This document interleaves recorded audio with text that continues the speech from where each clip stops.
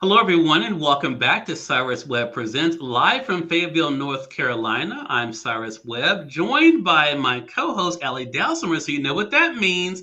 This is our episode of "It's Okay Not to Be Fabulous Every Day." We welcome those tuning in on the simulcast at Facebook, LinkedIn, YouTube, and on X. Going to bring in our friends over on Instagram so they can be a part of our chat. And last but certainly not least, going to bring in our friends over on Amazon so we can get into today's episode. It's another great message from Allie's book. I know you guys are going to really enjoy this. If you guys are new to the series, we're going to remind you can go back and check it out as well. But we're now live on Amazon Live with It's Okay Not to Be Fabulous Every Day here on Amazon Live, but we are simulcasting this as well. I'm Cyrus Webb, joined by Allie Dalsimer. We're talking about a very important message today, and it really has to do with something we touched on in last week's show, and that is the importance of action. Allie, how you doing? I'm doing well, Cyrus. I'm happy to be here on this fabulous Friday. I am not in Fayetteville, although it sounds like you're having a good time. So maybe I wish I was. Well, look, you're living vicariously through me, There you Allie. go. But no, I'm glad for another great week. And look, it's so funny with this season already. We've had an episode in Los Angeles. Now we have an episode in. Yeah, and I'm just stuck in Virginia. So Yeah. Well, look, hey, it's a great place to be. Allie, we have another great message today, but I do want to talk about something because last show, and I want to thank our friends over on Amazon because I think, when it comes to viewership, I in my career, I'm not a person who focuses on numbers, but of course, in this business, numbers do matter. Last week's show was one of our highest rated shows that we've done, number wow. wise, as far as the viewers go. And that goes for the replays, Ellie. So I want to talk about something that I think that message really resonates on, and that is the importance of action. How have you found that to be one of the big drivers in your life, taking away small things and large things, which is how we typically try to quantify things? How important have you found action to be just in your life in general, Ellie? Yeah, there's the whole Newton's law: a body at rest tends to stay at rest, a body in action tends to stay in action, or like Yoda says, do or do not, there is no try. So Yeah. I feel very much personally that it's important to push myself into action. Mel Robbins talks about the 5-second rule, how you think about doing something, but if you don't do it in that first 5 seconds, you're just not going to do it. And I think that's true. There's so many times where, I can only speak for myself, but there's so many times when I've been like, never mind. And then you don't do it, right? Yeah. And so it's very important to take action when you think about it. And also, as we've discussed through the book, the reality is no one's going to do it for you. If there's something that you want to do, then you need to do it, because it's not going to happen otherwise, right? You have to choose to act. You have to take that step. You have to make that action. And that's the only way things are going to happen. Ellie, you just brought up something really interesting, and I'm so glad that you phrased it the way that you did about the 5 seconds. But because talk to us then about how you are able to correlate that with last week, because as you mentioned, for a lot of people, if they don't do something, make that decision, in many ways they're not going to. But how do you then marry that with the idea of, okay, maybe you missed that window, but not feeling like you have to give up or it may be too late for you? Oh, absolutely. It's never too late, right? Mm-hmm. There's still time to change the road you're on. That was a chapter we discussed. Yeah. Not last week, but prior to that. And life is not a one and done kind of thing. Yeah. It's not, oh, I only have one chance, and if I don't take it, my life is ruined. Right. Life is all about a series of steps. It's all about moving forward, whether it's incrementally or by leaps and bounds. And I think that ebbs and flows depending on where you are and at what point you are in your life. But it's never too late. Mm-hmm. Having said that, if you never choose to act, eventually it will be too late. Right. Because, Right. take it or, love it or leave it. There's no escaping the fact we're all going to die eventually, right? So at some point, you need to prioritize yourself, prioritize your own ambitions, your own desires, your own needs and wants, and take a step and act towards fulfilling it. But like you said, just because you miss one opportunity doesn't mean there's not another opportunity further down the road. And sometimes, life or the universe or whatever conspires to prevent you from taking that action. And in that case, that's okay. Go with the flow. Maybe that wasn't really what you thought it was going to be anyway. I love that. I want to say hello to the Red Room Salon Spa. I love that name. They're joining us on IG, Allie. And yes, the book is It's Okay Not to Be Fabulous Every Day. If you missed the first part of the show too, we will be having the replay available there on IG as well. I want to say hello to you guys joining us on YouTube. I've noticed our YouTube audience is growing as well. Allie, so hello to you guys over on YouTube. Appreciate you guys. And of course, those tuning in on Amazon as well as on Facebook and LinkedIn. Appreciate you guys. So Allie, I'm going to turn it over to you so we can get into today's message. 100% sounds good. So today's message is actually one that for me is pretty heartfelt. Regret and fear are twin thieves who would rob us of today. Robert Hastings. So why do we put off pursuing happiness? Fear. As Jan Martel writes in Life of Pi, only fear can defeat life. Fear of the unknown and fear of change are a constant that is hardwired into our DNA as a once vital survival mechanism. Whether it's a prodigious change like moving across the country or getting married, or a small one like trying new foods or going camping for the first time, taking that first step is challenging. The unfamiliar is, by definition, unknown, and not knowing is scary. Fear can hinder us, serving to block our path. By recognizing that fear-driven obstacles are self-made, however, we take the first step to conquering our fear and overcoming its obstacles. When we allow ourselves to find the courage to focus our sights beyond immediate obstructions, we free ourselves to explore and thereby vanquish potential future regrets. When we go boldly into the unfamiliar, we may fail, and the sting of that failure might be profound. But the disappointment that accompanies our epic fails will be momentary.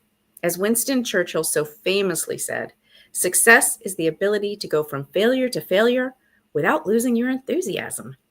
We must keep trying and not give up on ourselves, because if we never take the risk, we may end up plagued by a deep and long-lasting sense of remorse, one that gnaws at the edges of our consciousness, lingering until our time on this planet is spent. The cost of not taking risks may be a lifetime of dissatisfaction, of feeling like we've missed out or messed up. In other words, regret. Regret for actions left undone dwarfs the regret for actions taken, even when the end result was less than ideal. Regret for the undone will infest our psyche, impacting our mental and physical health, plaguing us in the small hours of the night and leaving us overwhelmed by thoughts of what if and if only. While it's hard not to contemplate past mistakes, dwelling on lost opportunities brings sadness and a risk of getting trapped in an endless loop of self-recrimination and regret, a feedback loop that results in forgetting to live in today and ends with dying without ever having manifested your internal magic. Preventing defeat is better than trying to cure failure. Wow. There's a lot in this one, Allie, and I think it's interesting. And I think for myself, that's why I think reading the book is one thing by itself, but having these conversations with it, which is, and you have made this point too, and maybe we can talk a little bit about that as well, that you said, this book is not just necessarily something you'll pick up and necessarily have to read from cover to cover. Now, I did initially, but it is a book that you can be able to kind of pick up and get what you need. First of all, let's talk about that before we talk about this, Allie, because how have you been able to use the book yourself? I'm curious, as you have not only written it and published it, but now discussed it the way that you are, discussing it the way you are. Yeah, that's a good question, because sometimes we are our own worst advice takers. Like we're very good at giving advice and then we don't take it ourselves. Right, right. And I'm no different. I'm just as guilty as everyone else on that. Mhm. I had something that happened a while back, and one of my kids reminded me. In fact, I was just going through about all these things that I was like, I'm falling behind on this front. I'm not working on this. I was doing a lot of things, and I felt as if I wasn't doing them as well as I wanted and not making as much progress as I wanted. And my son said, Mom, you don't have to be fabulous every day. And it was a great reminder. And so since that time, whenever I start to feel that way, I'll thumb through the book. I flip through it and look Mhm. at it. And in fact, I looked at this very chapter just 3 or 4 weeks ago, Wow. about 3 weeks ago, because I was having I was sad about something that I didn't do and feel like I could have done. And I Mhm. picked it up and I thought, yeah, this is exactly right. I mean, there's just no point in dwelling on this. I got to move on, just Right. try again and move forward. And it helps, it helps just to have a little reminder, even if you're reminding yourself. Mhm. Speaking of that, Chris, thank you so much for being a loyal watcher of It's Okay Not to Be Fabulous Every Day. Chris says, I have a fear of failure. I feel like you were talking just to me. Thank you. Oh, Allie, see, thank that's you. a no, I appreciate that. that's a powerful. Chris, we're going to screenshot that, Chris, just to let you know, and bless it everywhere. But thank you so much for Yeah, but writing that. Chris, the thing about the fear of failure is if you Mhm. think about it in a broader term, like what's worse? Trying something and not succeeding, or never trying and never knowing if you might have succeeded. And really, what's the worst that can happen if you try and fail? You try Mhm. again later. But if you never try, the worst that can happen is you find yourself exactly where you are now, 10 years, 20 years, 30 years down the road. So, Yeah, have confidence in yourself. If it's meant to be, it will be. And if it doesn't work out, maybe it really wasn't meant to be. yeah. Go for it. Try it. You do say though, to Chris's point and to the point you just made again, for those who have the print edition of the book, I don't think I mentioned this, but today's message begins on page 53. And on page 53, Allie, you say this: the unfamiliar is by definition unknown, and by not knowing is scary. Fear Hmm. can hinder us, serving to block our path. But then you say, by recognizing that fear-driven obstacles are self-made, we take the first step to conquering our fear and overcoming its obstacles. That goes back to what I, for some reason, has been coming up, and I've said it on the show: the importance of being honest with ourselves, Yeah. right?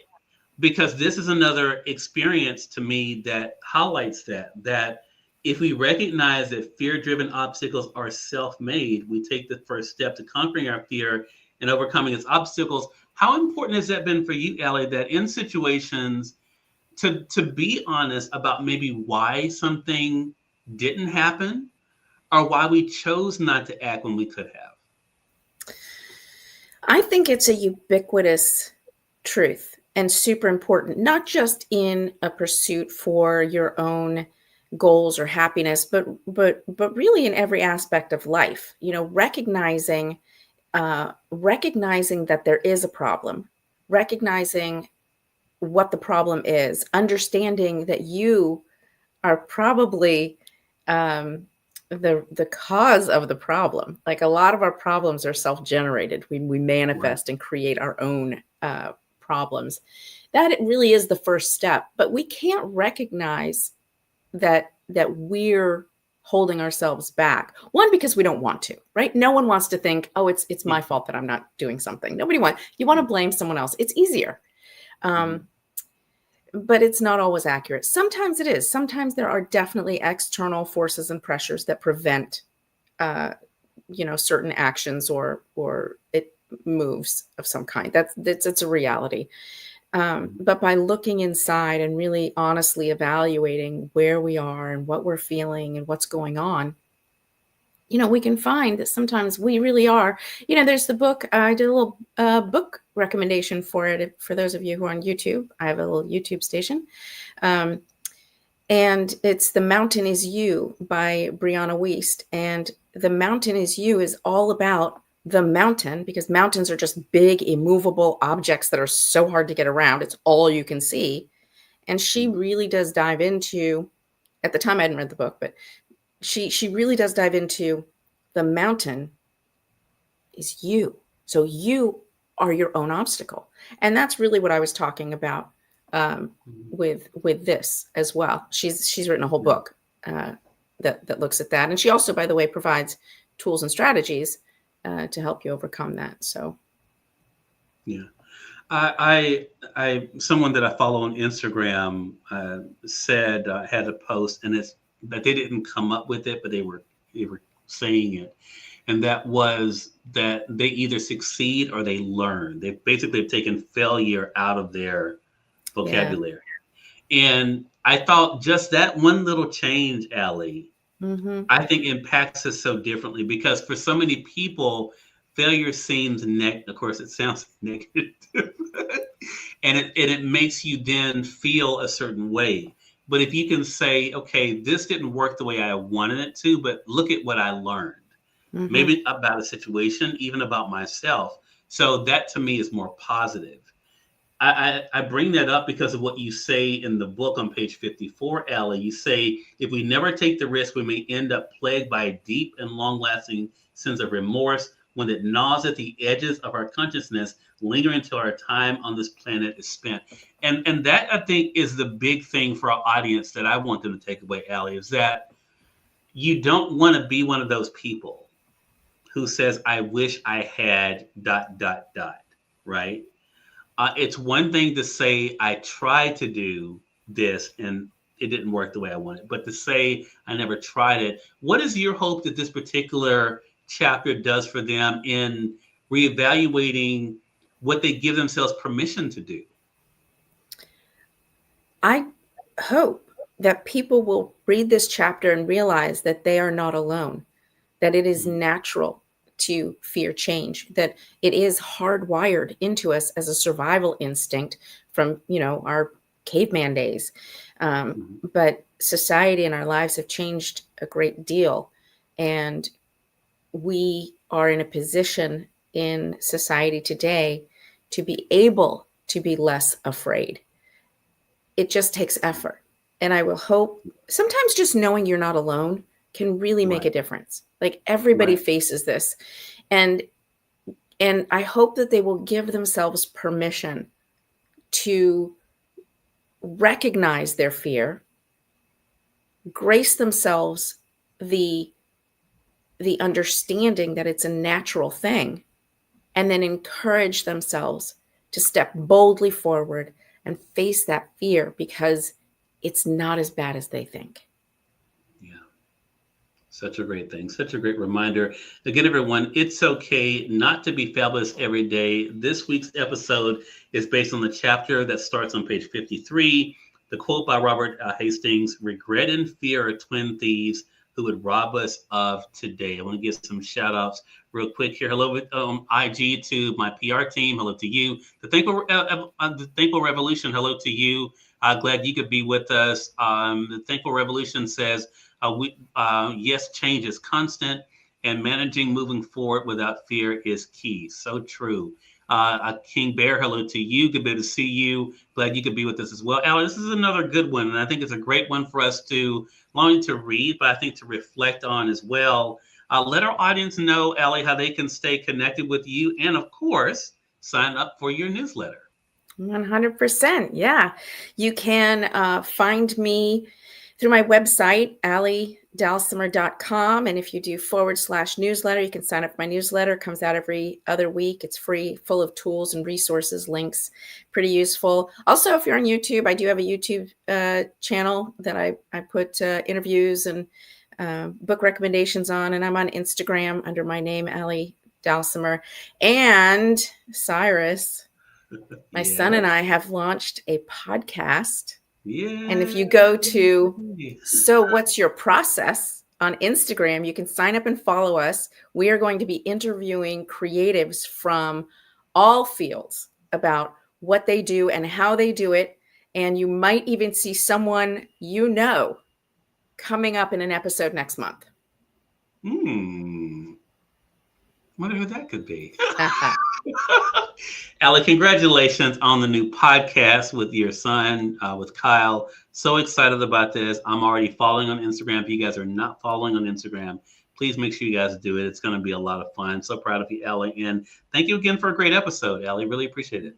Thank you. And thanks to everybody for tuning in. I appreciate it. Definitely. And go forward. No fear, man. No fear. Just do it. There you go. That is always the reminder. Again, I'm joining you guys live from Fayetteville, North Carolina. Had a great teacher appreciation event here. Want to once again thank our Amazon partners for providing the gifts for the teachers here at the Academy. Want to thank Dr. Norma McLaughlin again for having us here. If you guys missed that episode of the teacher appreciation, you can find it here on Amazon. So make sure you guys check that out. Also across our social media, we posted it there too. And Allie, I will talk to you next week. Next week. All right. And we thank your audience for tuning in to another great episode of It's Okay Not to Be Fabulous Every Day. You all make it a great one. We'll see you next week. Take care.